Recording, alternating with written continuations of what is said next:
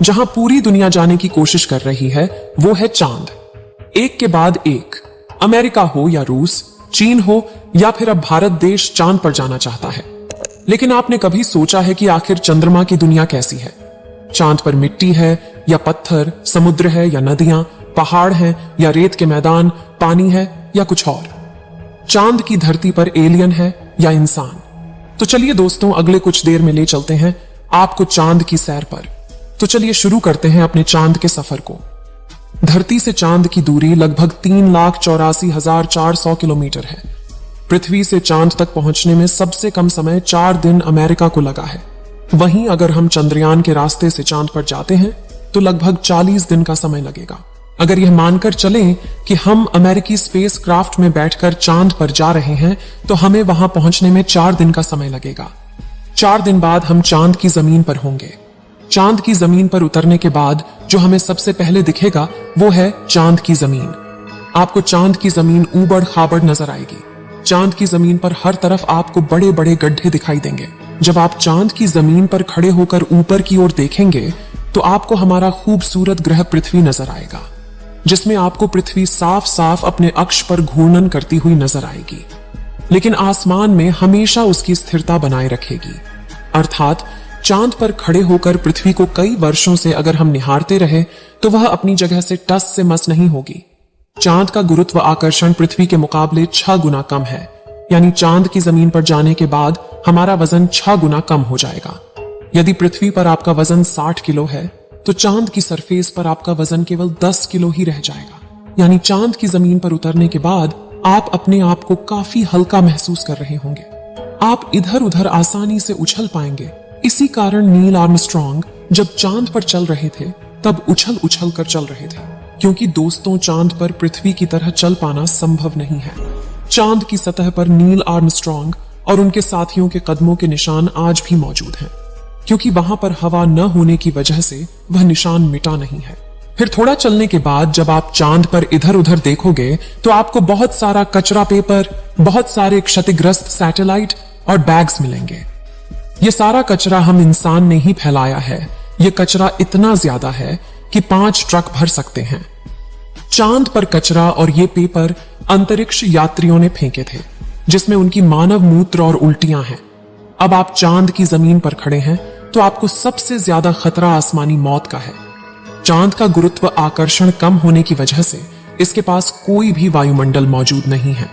वायुमंडल की ना मौजूदगी के कारण वहां पर रहने वालों के लिए उल्का पिंड से मरने का खतरा लगातार बना रहता है।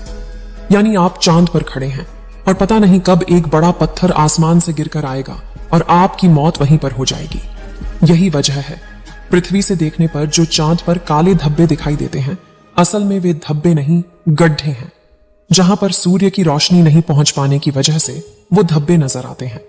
सूर्य के बाद आसमान में सबसे ज्यादा चमकने वाली अगर कोई चीज है तो वो है चंद्रमा।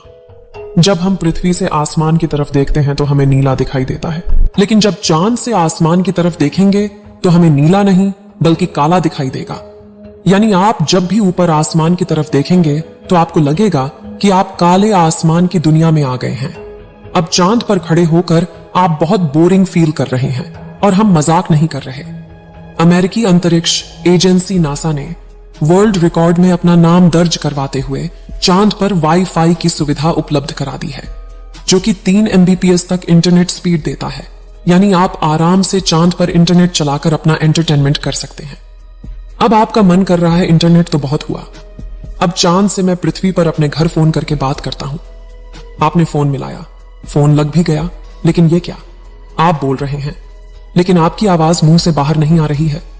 जी हां, ये सच है, चांद पर आप कितना भी जोर से चिल्ला लें, आपकी आवाज मुंह से बाहर नहीं आएगी। धरती पर वायु की हमेशा हर जगह उपस्थिति रहती है, लेकिन चंद्रमा का अपना कोई वायुमंडल नहीं है, इसलिए वहां पर ध्वनि तरंगों का संचरण सामान्य रूप से संभव नहीं है। यदि आप चंद्रमा पर किसी को पुकार कर बुलाना चाहेंगे तो उस तक आपकी आवाज नहीं पहुंच पाएगी। परंतु चंद्रमा पर एस्ट्रोनॉट्स स्पेस सूट में रहते हैं, जिसमें ऑक्सीजन और नाइट्रोजन भरकर कृत्रिम रूप से वायुमंडलीय दबाव बनाया जाता है।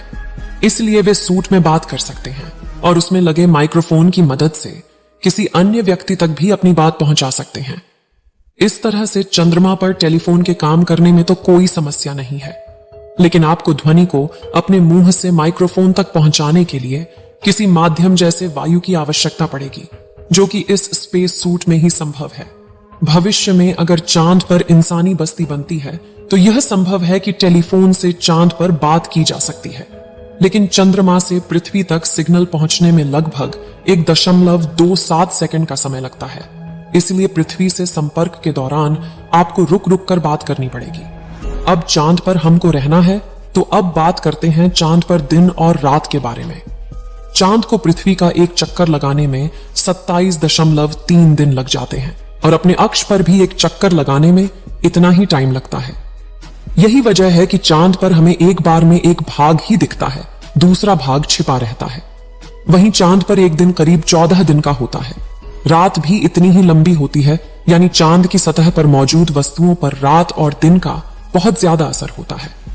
रात में चांद का तापमान लगभग -153 डिग्री तक गिर जाता है, जबकि दिन में तापमान 180 डिग्री सेल्सियस तक बढ़ जाता है। फिर चांद के अलग अलग हिस्सों की स्थितियां भी अलग अलग होती हैं। माना जाता है कि चांद का साउथ पोल ज्यादा ठंडा होता है। रात तो वहां पर इतनी ठंडी होती है कि पृथ्वी का कोई भी मनुष्य शायद ही उन हालात में रह पाए। बस्तियां बसाने की कल्पना तो दूर की बात है। अगर वैज्ञानिकों की माने तो चांद के साउथ पोल पर दिन में भी तापमान ज्यादा गर्म नहीं होता है, लेकिन रात बहुत ही ठंडी होती है। समय गुजरने के साथ ही यह गिरता है और बर्फ जमने लगती है, जो कि इस क्षेत्र में रहने की स्थितियों को और भी भयानक बना देती हैं।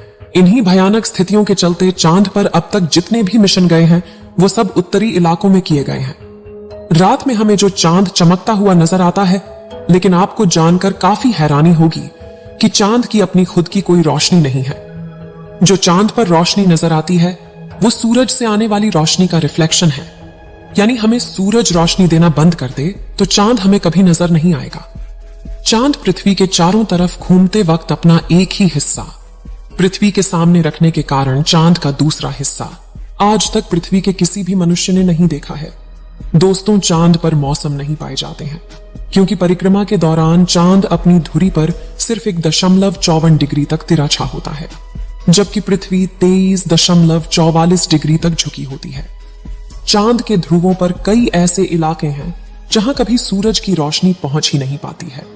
यानी घूमते हुए अगर आप चांद के इन इलाकों में पहुंच गए तो वहां नजारे बेहद ही भयानक होंगे। आपको जानकर हैरानी होगी कि पृथ्वी की वजह से चांद पर मौसम नहीं बदलते, लेकिन चांद की वजह से पृथ्वी पर मौसम बदलते हैं।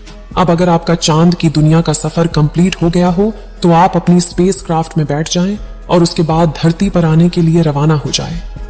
दोस्तों, आपको चांद का डरावना और जानकारियों से भरा सफर कैसा लगा, हमें कमेंट बॉक्स में लिखकर जरूर बताएं। इस वीडियो को एक लाइक जरूर करें और अपने मित्रों तक इस वीडियो को शेयर करें ताकि उन्हें भी जानकारी मिल सके। और भी नॉलेजेबल वीडियो के लिए अपने भरोसेमंद चैनल को सब्सक्राइब जरूर करें और बेल आइकन को ऑल पर सिलेक्ट करना बिल्कुल ना भूलें। मिलते हैं किसी और नॉलेजेबल वीडियो के साथ। वीडियो को अंत तक देखने के लिए धन्यवाद।